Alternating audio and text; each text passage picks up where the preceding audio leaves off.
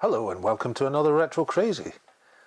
We're back with the WonderSwan, specifically the WonderSwan Color.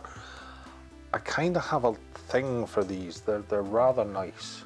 They work exceptionally well. I love the design. Yeah, sorry. But this time we're going to look at the WonderSwan Color and what we can do with it.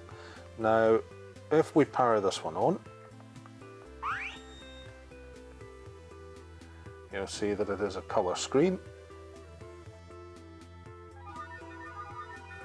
although typically it's showing, there we go. You can see it's a colour screen and it all works, rather nice. And on a single AA battery this will run for about 20 hours. However, it's not backlit. You can see if I turn there, yeah, your viewing angle, it's better when you're looking at it straight on, but the viewing angle is not great. It doesn't work very well that way. And of course at night you can forget it, you're not going to be using this. So what we can do is do a little upgrade. So let's move this out of the way and bring in this. This is a kit that I purchased off of AliExpress. I'll put the link in the description. Delivered, it was about £45, and it's a complete LCD replacement for the WonderSwan Color. Specific for the WonderSwan Color, it will not work with the standard WonderSwan or the WonderSwan Crystal. So what do you get? Well, supplied in the kit, you've got a nice little bit saying, look, if you've got a problem, give us a shout, whether it's via eBay or AliExpress. I got mine off of AliExpress. It comes in its own protective hard case, which is great, coming all the way from China. Replacement LCD with cable and driver board. 2 sections of insulating film, some double-sided adhesive, some new adhesive for the LCD. We've got a nice new replacement lens, 2 pieces of wire, and they even supply you a tool for dismantling the WonderSwan. I won't be using this. Obviously I use my own set, which is already prepped. So let's look at fitting this and see if it really makes that much of a difference. So first thing to do is dismantle the WonderSwan.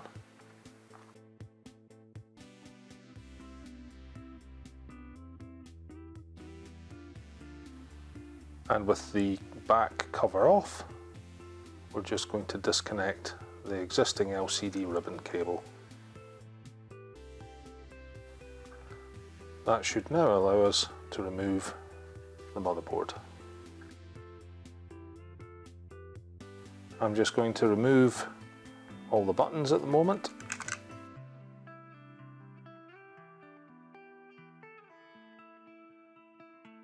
Now we can start on either section. I'm going to start myself on this power section. And the first thing we're going to need to do is to solder on the 2 leads. One is going to the positive and one is going to the negative. So I'm going to tin these up, solder them on, and that's half of the soldering that you need to do for this done.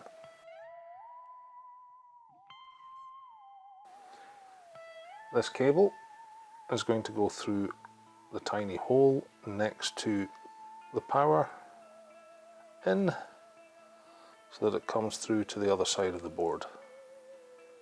This cable we just fold round. That's them both round to this side. So next we need to remove these 4 foam pads. because they are going to get in the way. Now, they're on quite tight.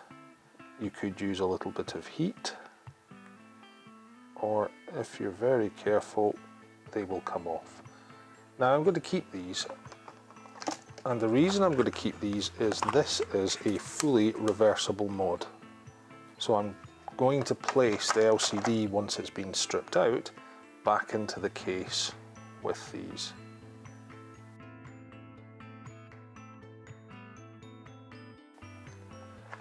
Now next I'm going to clean the top surface of the board, because I want any residue off, and I'm going to clean all the button points at the same time.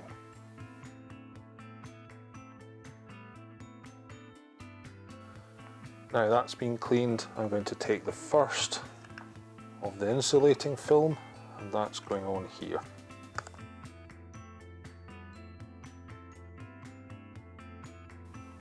Pop this to the side temporarily. I'm now going to move over and have a look at this. So I need to get the old screen out, as well as the lens, and the old trick is normally to gently flex, as you can do on the Game Boys. This does not want to come though. So we're going to have to gently lift everything up and try and gently lift up the screen. And that just broke. That is well stuck down. I don't think I've damaged the LCD, it's just the corner, but that's not good. There it goes. That was the pop I was hoping for. That side's gone completely.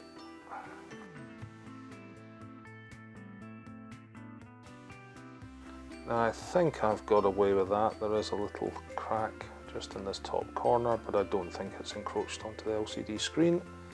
So I'll pop this to the side. The original adhesive's there, still very tacky, so I'm going to leave that, and I'm going to push out this lens.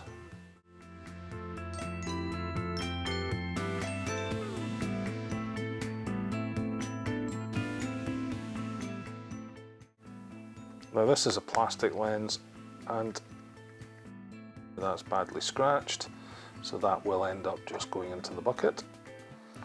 And I've got a lot of dirt around the edge of the screen, so I'll clean that out now.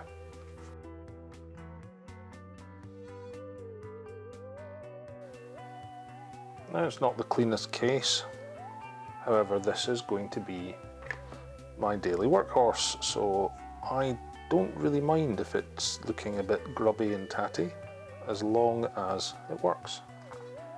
So next we have this board, and this is where we need the second set of connections.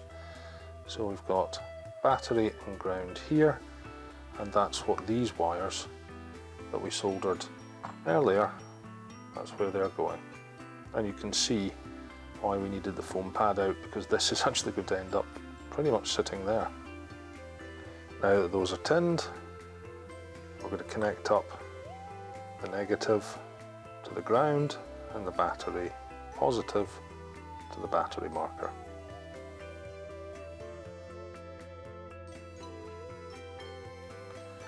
And that is it for the soldering. Now we're going to move on to the LCD, and I'm going to start by just giving the back of this a quick clean. The reason for that is the next piece of insulation film is going on here. Now that that's done, with this flap up, I'm going to insert the LCD ribbon cable in and latch it like so, and I'm going to take this cable, insert it with the blue side up like so. With that done, we're ready to start the installation. So the first thing I'm going to do is pop this LCD into the screen, and I'm going to be aligning it in this bottom left corner. This is the point where we have to remove the protective film.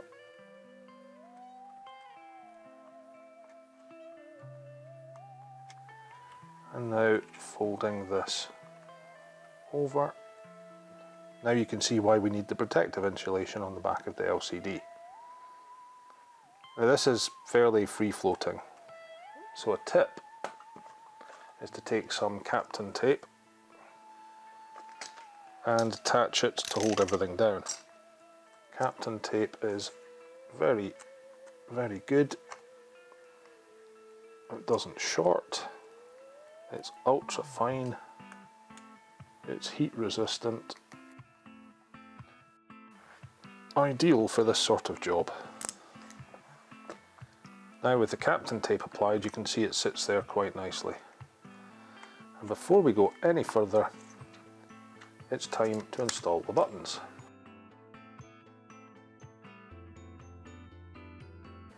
I'm going to carefully lift the board, drop these cables down so that we can kick everything to the side.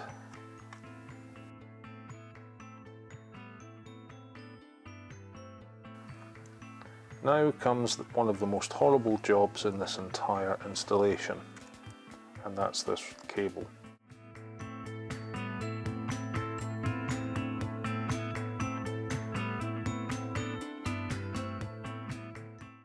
This cable has to go blue side in that way, but look what happens. So what we have to do is try and fold as much as we can underneath while getting this the right way. So the right way would be that way. We don't want too much sitting.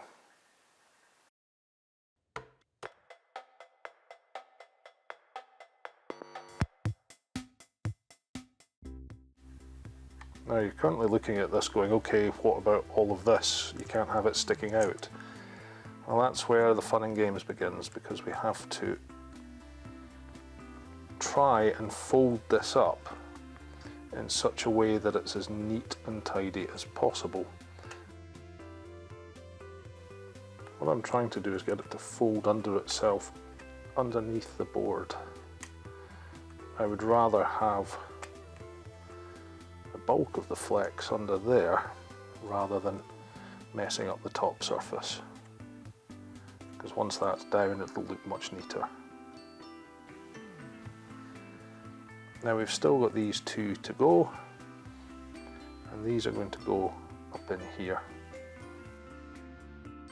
So I need to remove the backing, and these are little touch sensors.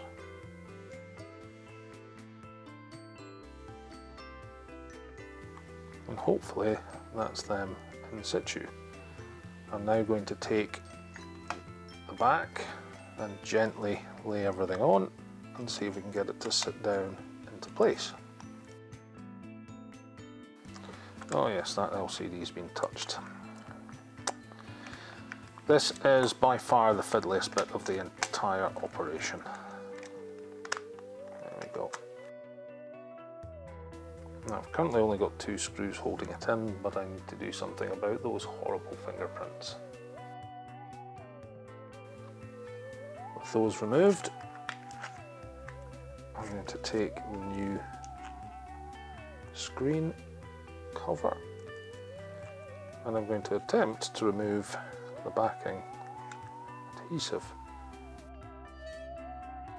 And unlike the previous one, this is glass. That's dropped nicely into place. So now a gentle bit of pressure will drop the glass firmly into place and get the adhesive to stick. I only have 2 screws holding it in at the moment, but that's more than enough for a quick power on check to see what's going on. Do we have a successful upgrade or not?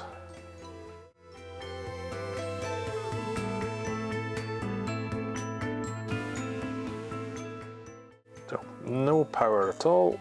I'll need to do a quick check to see if I can see what's going on. So after going back and checking my install instructions, I made a wee mistake. You may have already noted that this cable is now the other way around. It shouldn't be the blue side up, it should be the blue side down. The contact's up on this particular one. Hopefully I haven't damaged the driver board or the WonderSwan motherboard. So hopefully that's everything back to where it should be. So let's see about getting this back on again. Okay, let's see if this works. And our survey says, wow, look at that viewing angle, that is crystal clear. Yeah, that's, you can see that, and that's almost vertical. Okay, I know the power button on this one isn't the best. There we go. Let's get the rest of the screws in.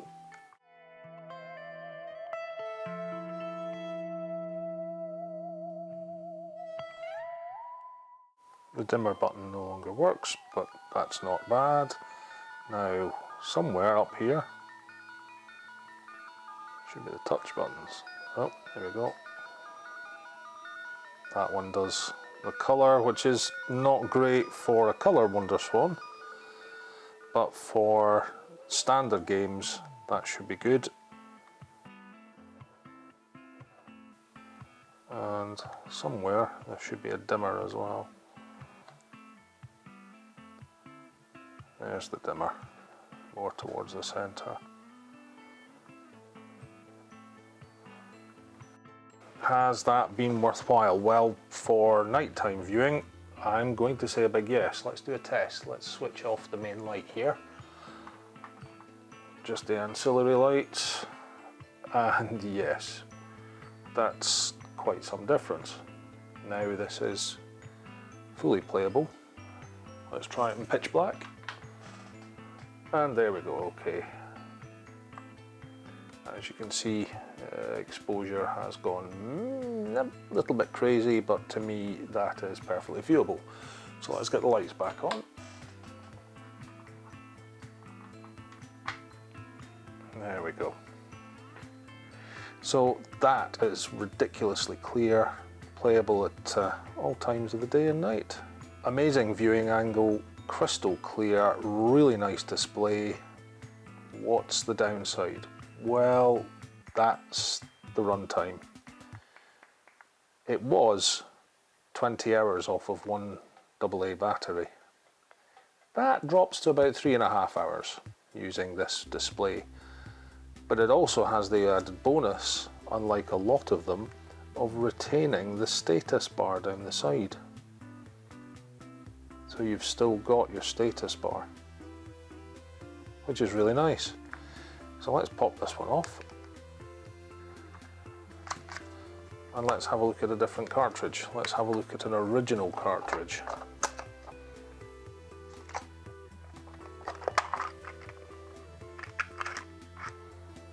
There's Gunpei. The glass is good at showing up fingerprints. Gunpei being obviously a vertical scroller. And the idea behind this is now I can change it for different colours. So some are sharper than others to the naked eye. I don't know how the camera is picking them up. But even those are really crystal clear. So that's really, really nice. Very, very happy, very pleased with that. So this is going to be my daily driver as far as the WonderSwan is concerned. Nice little mod upgrade. And not that difficult to do. However, just be careful you don't get that cable the wrong way around. And I'll see you on the next Retro Crazy.